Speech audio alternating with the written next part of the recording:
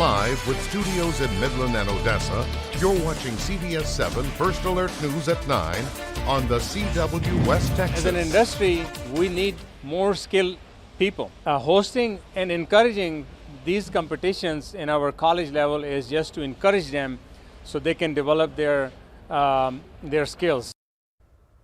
Odessa College is hosting a competition to help high school students work on their workplace skills. Coming up in just a few minutes, we'll tell you what they're competing in. Thanks for joining us for CBS7 News on the CW, and thanks for joining us live on the CBS7 YouTube. I'm Mary Kate Hamilton in for Lauren Munn. All new tonight at 9 o'clock, according to the Ector County Sheriff's Office, deputies went to 2267 South County Road and responded to an RV fire around midnight. Upon arrival, the RV was engulfed in flames. One person died in the fire that has not been identified. ECSO believes the fire to be accidental, and the investigation is ongoing. Now for a big update on a story we brought you first. Bass Pro Shops announced this morning they're starting the process of building a new store in Odessa. You'll remember the store was initially planned to be in Midland, near Highway 158 and Highway 191. The new store will now be between Yukon Road and Mission Boulevard, off of Highway 191 in Midland County, Odessa City, across from Synergy. This location is expected to open sometime in the spring of 2025. The Odessa Development Corporation with ICA Development approved a 150-acre plot for mixed use. That $4.4 million resolution is pending approval by the Odessa City Council. Once approved by the ODC, ICA will work together for funding and support for the project.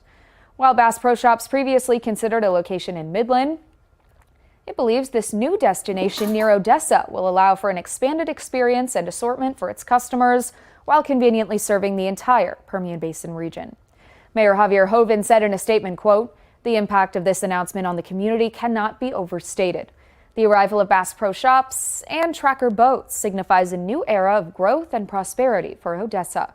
It's a testament to the city's potential and its ability to attract big-name retailers," end quote.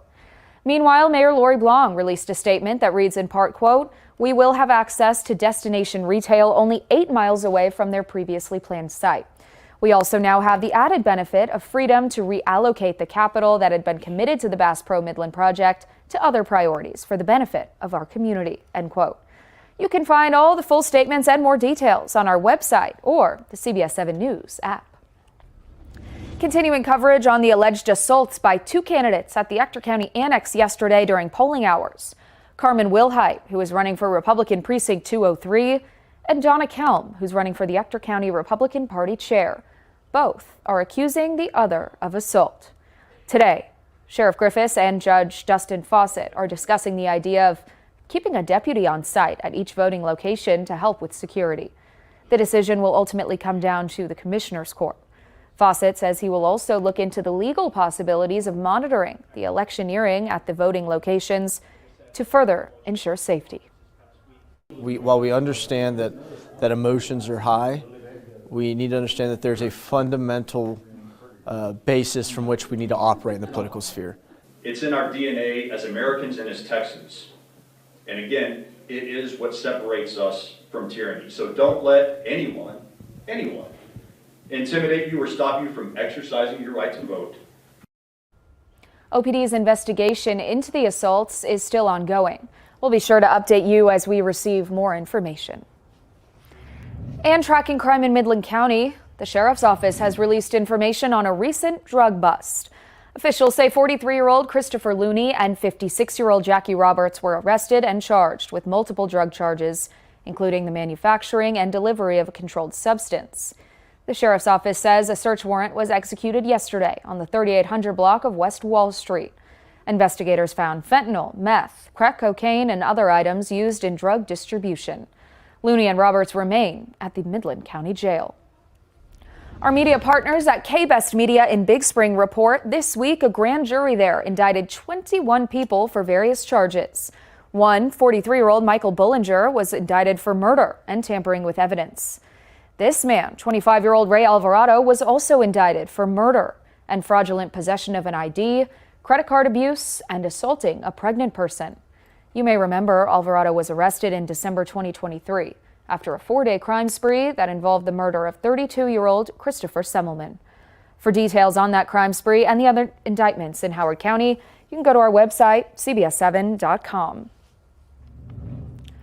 Absolutely gorgeous day across our area and a mild evening, and hopefully we're going to wake up with some good weather for our Saturday. Let's check in with meteorologist Sawyer McElroy. Sawyer? Yeah, it was an absolutely gorgeous day out there. Those temperatures not too bad out there tonight. It's still holding strong in the 50s and 60s across the region. Temperatures across the state though, 40s, 50s, 60s, and some 70s still. Closer to home, we're looking at those temperatures in the 50s and 60s. 55 currently in Midland. A little bit warmer in Odessa at 60 degrees, 60 in Fort Stockton as well. Down to 52 in Marfa, 68 in Presidio. Winds anywhere from being calm to about really 5 miles per hour. Just a very light breeze out there for us tonight. Stark contrast to what we've been seeing the past couple of days. But we are dealing with some cloud cover out there. Quiet conditions though for us for our Friday night.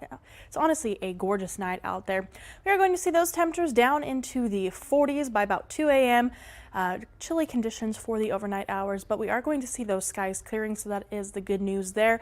For our weekend, though, we are going to see those temperatures climbing back up into the 70s for our Saturday. Lots of sunshine on the way and a little bit more cloud cover on Sunday with warmer temperatures with highs into the 80s. Now we are continuing coverage on a story we brought you last month. The local nonprofit, the 111 Project, traveling to Kenya to educate people about the dangers of fentanyl. The founder of the organization, Michelle Watson, has returned to West Texas. She says this trip is her delivering on a promise she made to make sure her message about the dangers of fentanyl is heard worldwide. Watson traveled to Kenya and spoke to villages in different parts of the country, talking to kids, teens, parents about how fentanyl has affected her life and the many people that love her. Everyone was so welcoming and eager to learn. You know, we already have 90-something volunteers, boots on the ground over there, handing out information, ready to go. So it definitely is something that they are grateful for. Watson says the 111 Project will soon expand to have a branch in Kenya. Although there currently isn't an issue with fentanyl in Kenya, this collaboration aims to be proactive instead of reactive. In some education news now, Ector County ISD is moving along fulfilling parts of its bond. The school district purchased a new 21-acre plot of land to build the new transportation center. Built at East 52nd Street and Andrews Highway, the new facility will be centrally located and give bus drivers easier access to main roads. The current building is only 6 acres, and they're running out of space to add more school buses. They also need room to operate on current school buses. Currently, we're having to make modifications each day as we work on the buses. It causes us to not be as efficient because our current bays aren't large enough for servicing the kind of buses we have. One perk of the new transportation center, it'll have a training facility for drivers to be licensed. That should help with the ongoing bus driver shortage. One of the more significant shortages that we have in ECISD is the bus driver shortage. This will give us an opportunity to add a training component so that we can train our own bus drivers without having to send them to other counties for training. And the district plans to have the center complete by spring 2026. Skills USA, a national student organization, provides students with essential tools for success in their chosen trade, technical field, and skills service occupations. For the first year ever, Odessa College is the host of the competition for District 2. This morning, Odessa College welcomed nearly 800 high school students for the 2024 Skills USA District 2 Leadership and Skills Contest. District 2 spans from Seminole to Ballinger and then all the way down to Presidio, covering most of West Texas and the largest district geographically in Texas. District 2 will see students competing in a wide array of fields like welding, culinary, forensic science, barbering, art, cosmetology, carpentry, criminal justice, and more. USA is what we call a CTSO, Career Technical Student Organization. And they can learn leadership skills, compete in the trades that we were teaching them. It just gave them an opportunity to showcase their abilities, and it's just been an amazing organization to be a part of. Day 2 of Skills USA District 2 starts tomorrow with award ceremonies where winners will be revealed. We'll have the results on CBS7 News tomorrow evening, I should say. And you may have noticed a new tent set up at the Midland Park Mall. Cirque Italia is back in West Texas. You're looking at some of the performances now. They'll be performing tonight through the weekend. Their last show Sunday night, but there are plans for Cirque Italia to perform in Odessa as well. We have a record meth bust at the border. U.S. Customs and Border Protection says officers seized 6.5 tons of methamphetamine. That's valued at $117 million in a single enforcement action Sunday. The agency says it is the largest meth seizure recorded at a port of entry.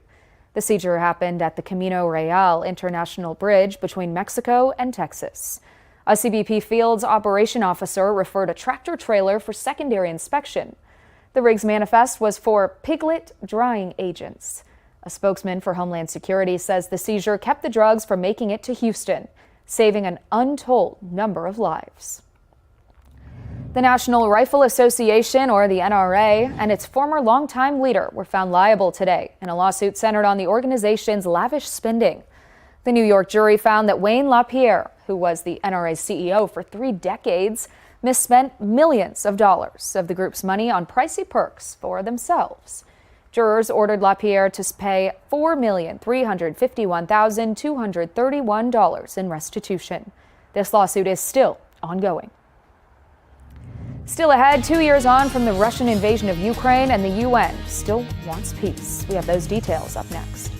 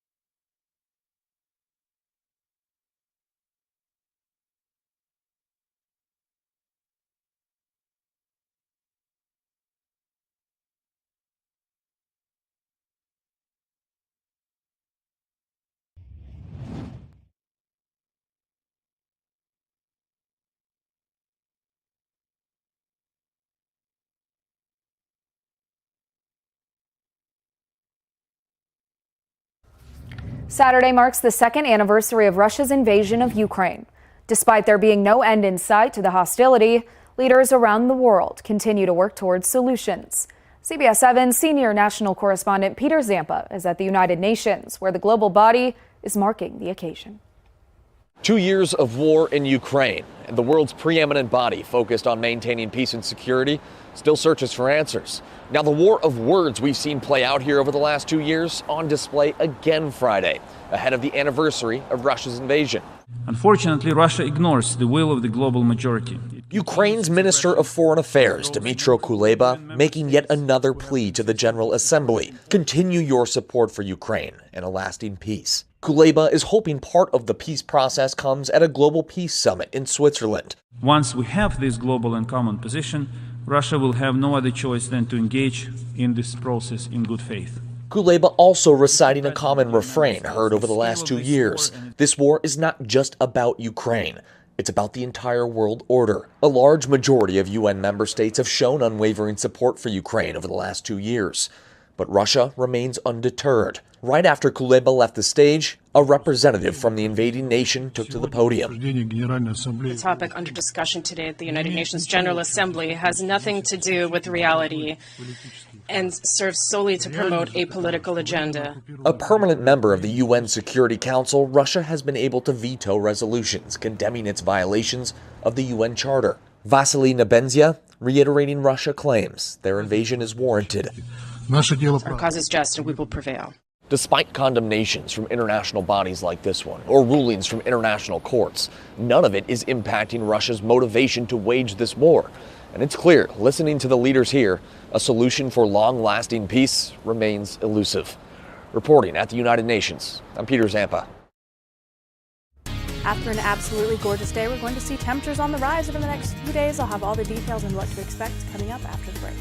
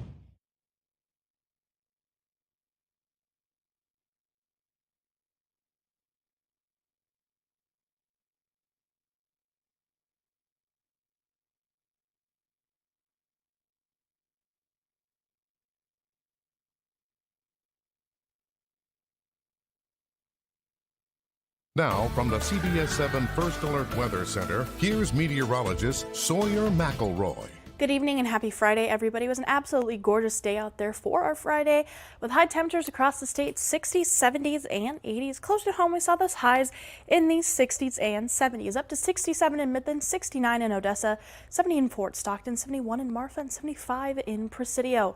Our current temperatures have cooled down pretty decently out there, 55 currently in Midland, 60 in Odessa, 60 in Fort Stockton as well, down to 52 in Marfa, and still hanging on to 68 degrees in Presidio.